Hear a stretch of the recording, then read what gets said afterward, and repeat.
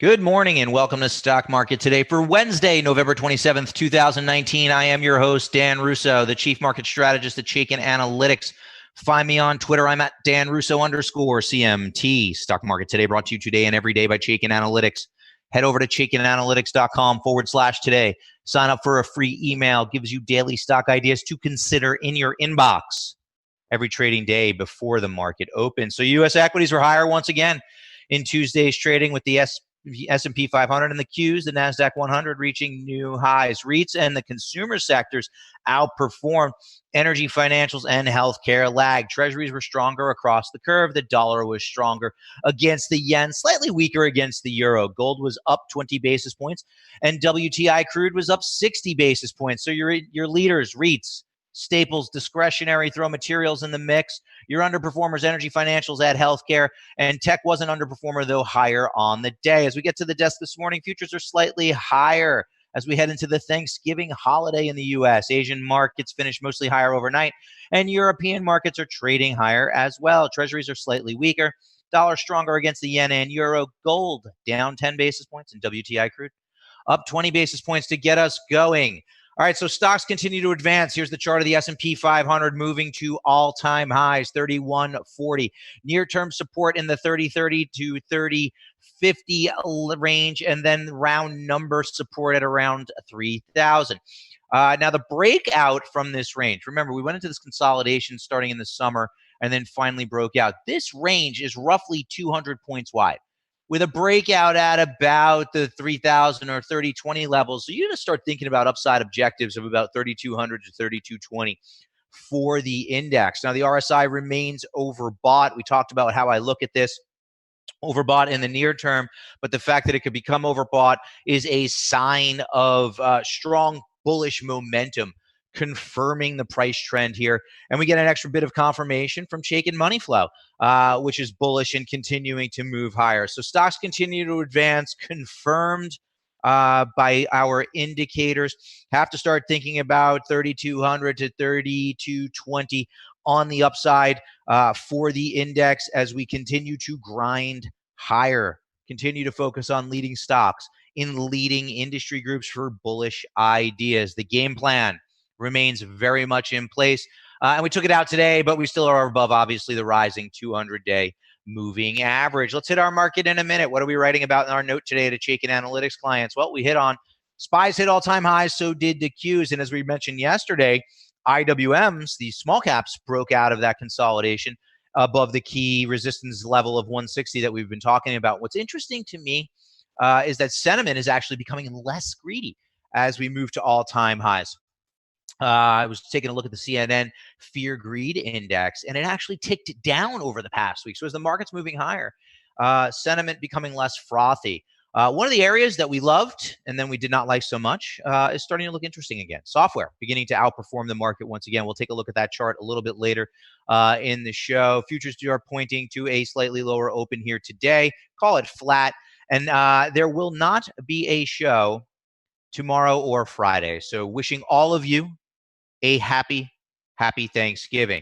Let's touch on the major indices now from a power bar perspective. The Dow added 18 basis points yesterday, and the power bar ratio flips bullish. 8 bullish or very bullish stocks for 7 bearish stocks there. S&P 500 up 20 basis points, 137 to 82 bulls to bears. NASDAQ an inline performer, 32 bulls to 11 bears. Small caps were up, but they were a slight underperformer on the day. 692 to 280 bulls to bears. Bonds rallied, sending yields lower, and that helped the real estate group. Real estate was up 1.4% yesterday. This was a market leader that started to underperform. Power bar ratio there skewed in favor of the bears at 2-to-1, 12 bearish stocks for 6 bullish stocks, but the group did have a nice day yesterday. According to the Chaikin Power Bar, small cap stocks and large cap stocks are bullish. The major markets across the board, however, are mixed. Let's take a look at our stock of the day now. This is an interesting one. This has been a name that we've liked a lot, and that's gone into a bit of a consolidation. Lennar, L-E-N, the ticker symbol there, closed at 60.45 yesterday, up 1.72% on the day. Lennar has a very bullish Chaikin Power Gauge rating due to very strong earnings performance, very positive expert activity, and attractive financial metrics. Stock little bit weak technicals of late as it's gone into this consolidation, but still in a strong trend above the rising long-term trend line. Very bullish stock after we roll up the 20 factors in the model, and in a strong industry group. The household durables have been strong. Lennar is a very bullish stock that continues to outperform the market. Now, their intensity of outperformance has waned of late, but still an outperformer. Stock currently overbought with bearish money flows, so I think you want to give that some time to play out. You might see a bit of a consolidation here and call it $56 to $58 range. As long as we hold above those levels, get a consolidation that works off that overbought condition, I think Lennar starts to look interesting again as a bullish idea. Now, as I said, this has been an area of the market that we've liked. We've liked the builders. We're going to take a look at a builder chart a little bit later in the show. Lennar has been one of the leading names in that group. What I see here is really just a consolidation. We've had this strong move from 44 to 62, and now we've gone into a consolidation. Ultimately, I think that consolidation is going to resolve to the upside.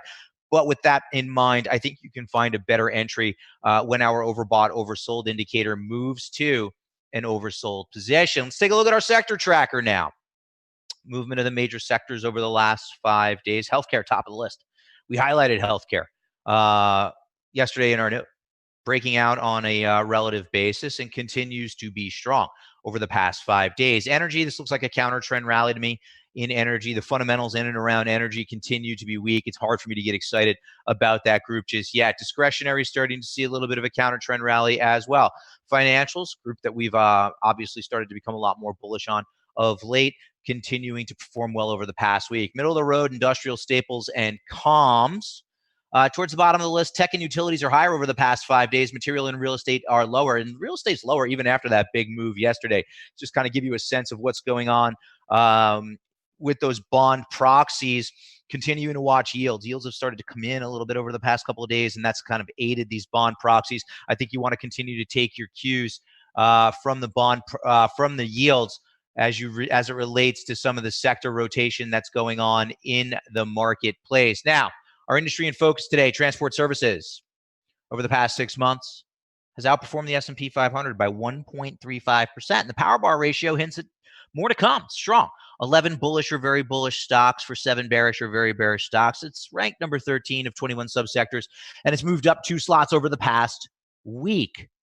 Some of the names there that you might want to take a look at for further evaluation: Martin Transportation, MRTN, Hawaiian Holdings, HA, and United Airlines, UAL, all with very bullish Chaikin power gauge ratings. And let's just take a look at XTN, the ETF that tracks this group. We can see that power bar ratio, 11 to 7, bulls to bears. It has a bullish ETF power gauge rating and is in a strong trend above the rising long-term trend line. Now, this group has not broken out of the consolidation just yet, but is trading towards the top end of the range. What's interesting to me is that as we trade here towards the top end of the range, we're actually oversold on our overbought, oversold indicator. It's a shorter-term indicator that's designed to become overbought or oversold within the context of the trend. So when we roll that up with a bullish rating and a fund that's outperforming the market, this looks like an area where we might want to focus on ideas. Chaikin money flow has been mostly bullish.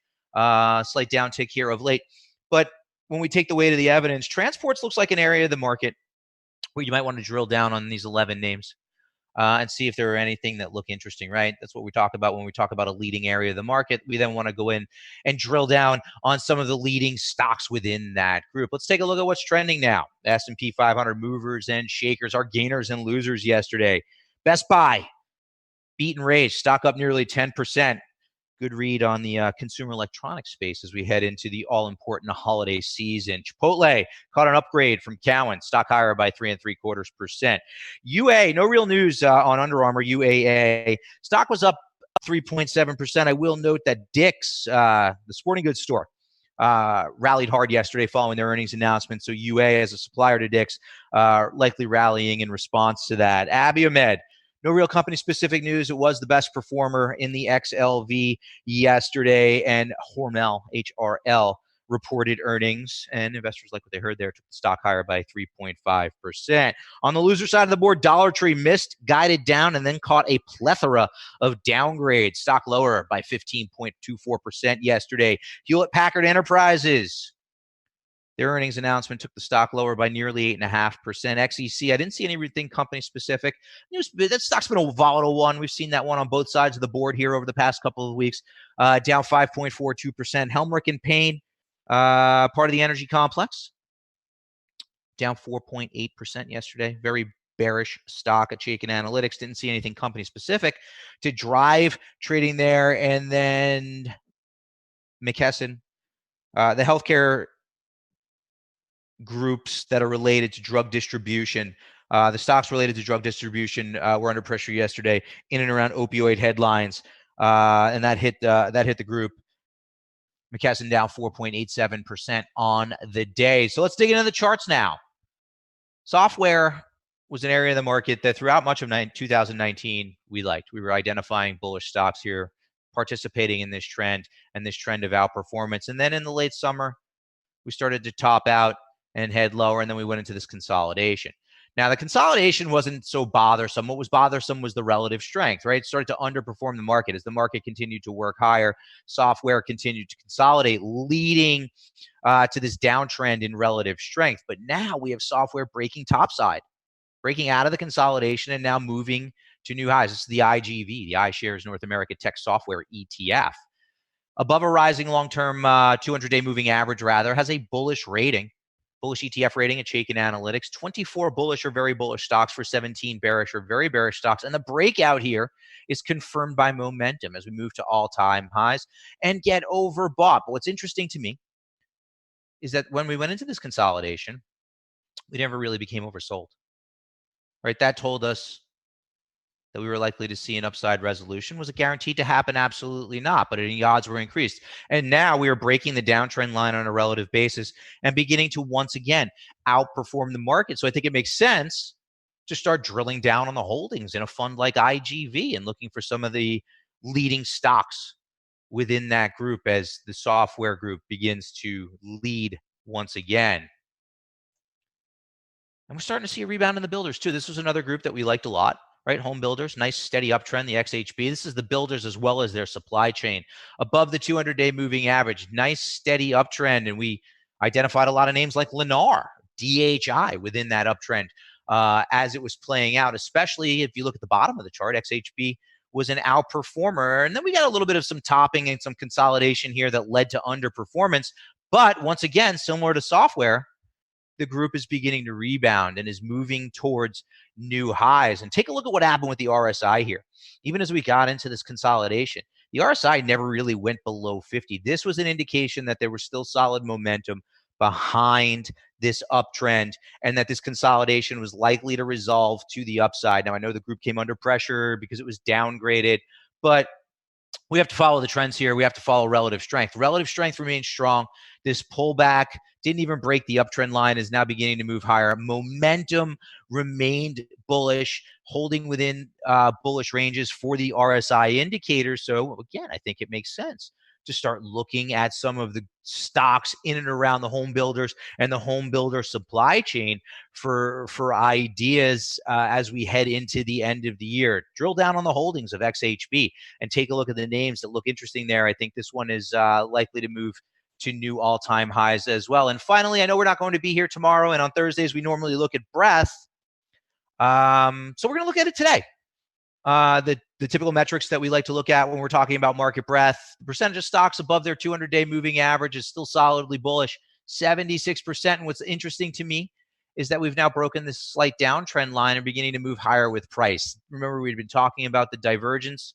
Well, we're starting to potentially resolve that divergence to the upside, and that is a sign of confirmation on the part of breadth. Now, that's a long-term trend indicator. What about the intermediate term? We'll take a look at the percentage of stocks above their 50-day moving average, and it's a similar story.